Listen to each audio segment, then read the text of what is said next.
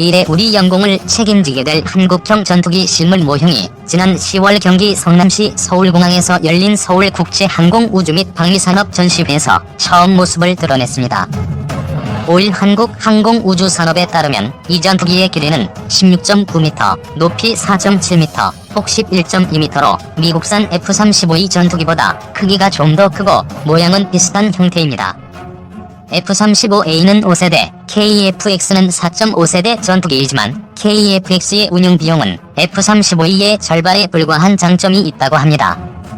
목표 최대 추력은 44,000파운드, 최대 이륙重량 25,600kg, 최대 속도 마하 1.81, 항속거리는 2,900km입니다. 최대 속도 마하 1.8인 F-35E보다도 높은 기동력을 노립니다. 4.5세대이지만 운영비 F-35E 절반. 최대 탑재량은 7,700kg으로 기체 바닥과 날개에 10개의 파드를 설치했습니다. 최신 공대공 미사일과 우리가 개발 중인 장거리 공대지 유도무기 한국형 타우러스도 장착할 수 있습니다. 적비탄 능력을 강화하기 위해 공대공 미사일 4발을 기체 내부로 수납하는 방안도 추진합니다. 그러나 이런 우수한 성능과 목표에도 불구하고 여전히 KF-X를 비판하는 여론은 적지 않으며 5세대 전투기 개발 사업으로 완전히 선회해야 한다는 극한 주장까지 나옵니다. 사업이 이미 상당 기간 진행됐는데 반대를 위한 반대도 보입니다. 저는 그런 분들이 보지 못한 사업의 이면을 보여드리려고 합니다. 방위사업청에 따르면 KF-X 사업은 올해로 4년 차에 착수했는데 만들어진 일자리가 6,800개에 이릅니다. 기업, 연구소, 대학 등 111개 기관이 참여해 이룩힌 사업의 경제적 효과는 현재 2조 1천억 원으로 추산되고 있습니다. 여러분도 잘 아시다시피 거제, 통영 지역은 조선업 침체로 지역경제 붕괴 수준의 위기를 겪었습니다. 그런데 KF-X를 개발 중인 카이는 올해 초부터 7월까지 경력 근로자 193명 중 55명을 조선업계에서 채용했습니다. 2016년부터 지난해까지도 200명이 넘는 조선업 숙련 인력이 카이로 이직했다고 합니다. 전투기 개발 사업이 실업인력을 빠르게 흡수해 지역 경제를 안정화시키고 조선업 중심의 산업 구조를 변화시키는 기폭제가 되고 있다는 겁니다. 앞으로도 7년이 남아 더 많은 일자리를 창출할 기회가 있습니다. 경제성 적은 분야 빼고 모두 국산화. KF-X의 국산화율은 65%입니다. 이것을 들어 왜 국산화율이 100%가 아닌가? 그렇다면 차라리 수입하는 게 낫지 않으냐고 비난하는 분들이 있습니다. 그러나 전문가들은 하나만 알고 둘은 모르는 지적이라고 말합니다. 정광선 방위사업청 한국형 전투기 사업단장은 엔진, 착륙장치, 기총 등과 같이 아직은 기술이 부족하거나 경제성이 적어 개발을 제외한 것들을 빼고 우리가 할 수 있는 거의 모든 것을 국산화하는 것이라고 설명했습니다. 한국의 전투기 개발 능력은 이제 걸음마를 막 뗀 수준입니다. 우리가 개발했다고 알려진 경공기업기 FA-50도 외국산 부품이 많아 핵심 장비 수리는 외국 업체에 맡기는 사례가 많았습니다. 로키드 마틴과 공동 개발한 초음속 보등 훈련기 T-50을 개조한 것으로 완벽한 국산화로 부르긴 어려운 수준이었습니다. 그러나 KF-X는 독자 플랫폼으로 개발돼 언제든 무기체계와 전자장비를 국산 제품으로 장착할 수 있는 장점이 있습니다. 블록 1부터 블록 3까지 성능 개선을 거치면서 기체 표면의 스텔스 성능을 보강하고 무장과 센서, 레이더 기능을 개선할 계획입니다. 한 번에 스텔스 기능을 갖추는 것이 낫지 않느냐는 지적도 있는데 우리는 이제야 초기 단계의 능동주사식 위상 배열 레이더를 갖출 정도로 항공전자장비 기술력을 키워나가는 단계라는 점을 고려해야 합니다. 만약 더 높은 기술을 고려한다면 8조 8천억 원보다 훨씬 많은 금액을 투입해야 하고 개발 기간도 늘어나게 돼 국산 전투기 개발 꿈은 현재 예정된 2026년보다 멀어지게 됩니다. 예산 확보 과정에서 내탁 정쟁이 벌어지며 사업을 접어야 할 위기에 직면할 수도 있습니다. 100% 스텔스 고집, 사업 포기하자는 것. 세계 최초 AESA 레이더를 개발했고 전투기 스텔스 기술도 이미 확보한 일본조차 개발비로 17조 원을 예상하고 있습니다. 지금까지의 성과를 포기하고 무조건 단번에 스텔스로 가야 한다고 고집하는 건 사실상 사업을 그만하자는 주장과 같습니다. 산업연구원이 올해 1월 발표한 방위산업 통계 및 경쟁력 백서 자료에 따르면 항공 분야 방산기업 매출액은 2016년 3조 4,720억 원으로 고점에 도달했지만 2017년에는 2조 4,177억 원로 1조 원이나 급감했습니다. 수출액도 같은 기간 8,553억 원에서 3,041억 원으로 줄었습니다. 항공 분야는 2017년 기준 국내 방위산업 매출액의 17.2%를 차지, 화력 33.2% 다음으로 큰 분야여서 산업 전반의 위기감이 높아지고 있습니다. 이런 상황에서 구원투수로 등장한 것이 KEFX 사업입니다. 항공 분야 연구개발 인력 비중은 36.9%로 전년 대비 6.8%포인트 증가했는데 KEFX가 큰 영향을 미쳤습니다. 사업에 힘을 실어주지는 못할 망정 이제 첫 발걸음을 뗀 개발팀의 사기부터 꺾는 행위는 전환기를 맞이하려는 우리 방위산업을 위축시키는 나비 효과로 이어질 수 있습니다. 박재찬 영남대 교수가 작성한 보고서에 따르면 KEFX의 기술 파급 효과는 국산화율 65%를 기준으로 1조 1200억 원에 이를 것으로 추산됐습니다. 다른 항공기 설계와 장비 개발, 조종사 훈련 등 거의 모든 항공산업 분야에 영향을 미치는 것으로 분석됐습니다. 동남아시아 시장 공략 발판으로 육성해야. 이는 전투기는 물론 항공장비의 해외 수출로 연결될 수 있는 중요한 기회이기도 합니다.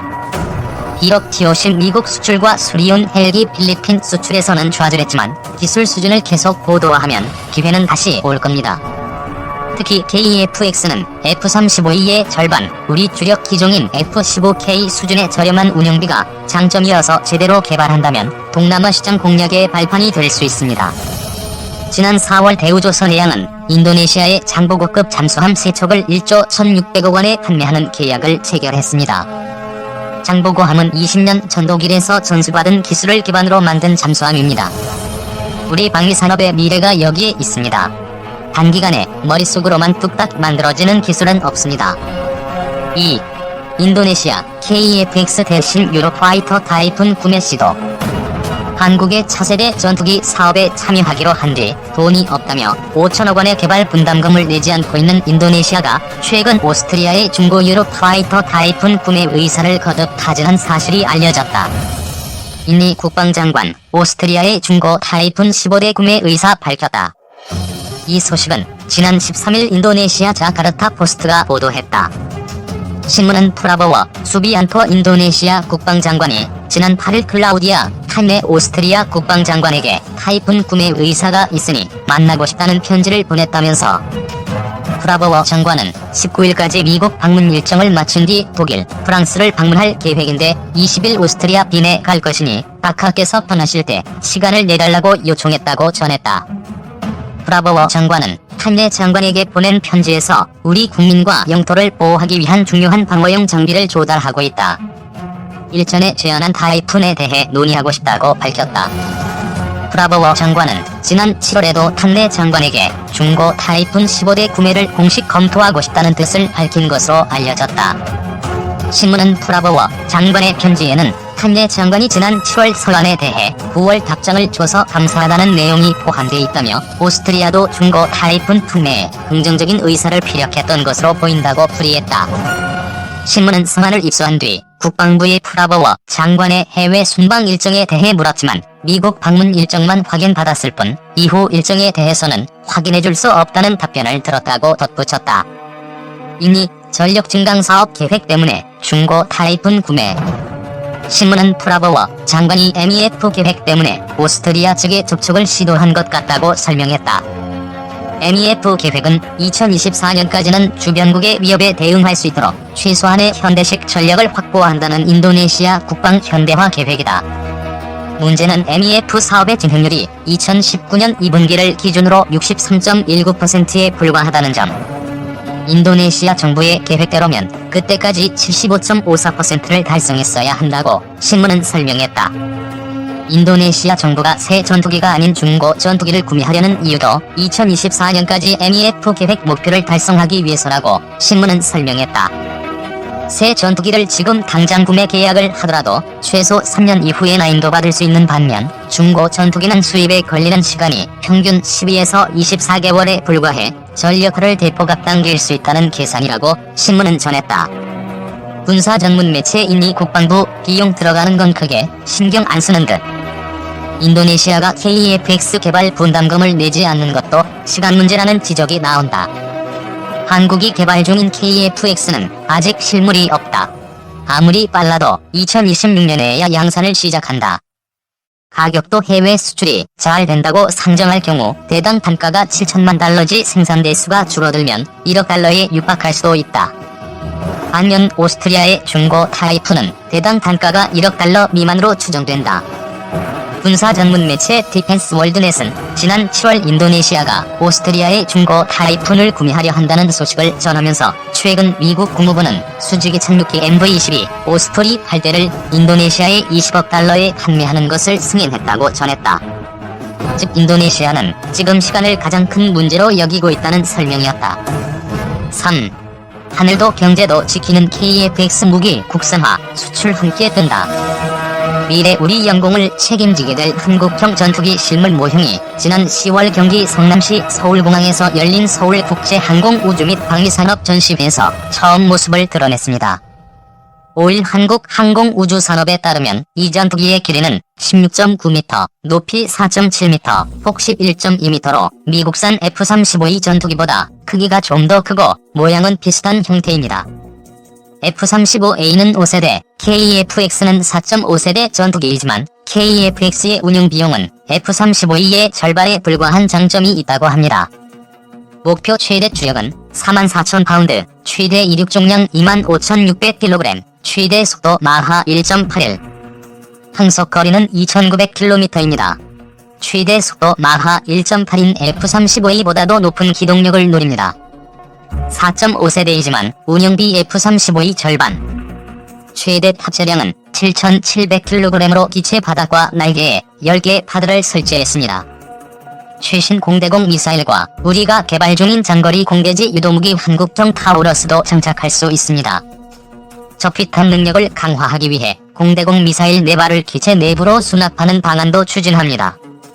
그러나 이런 우수한 성능과 목표에도 불구하고 여전히 KF-X를 비판하는 여론은 적지 않으며 5세대 전투기 개발 사업으로 완전히 선회해야 한다는 극한 주장까지 나옵니다. 사업이 이미 상당 기간 진행됐는데 반대를 위한 반대도 보입니다. 저는 그런 분들이 보지 못한 사업의 이면을 보여드리려고 합니다.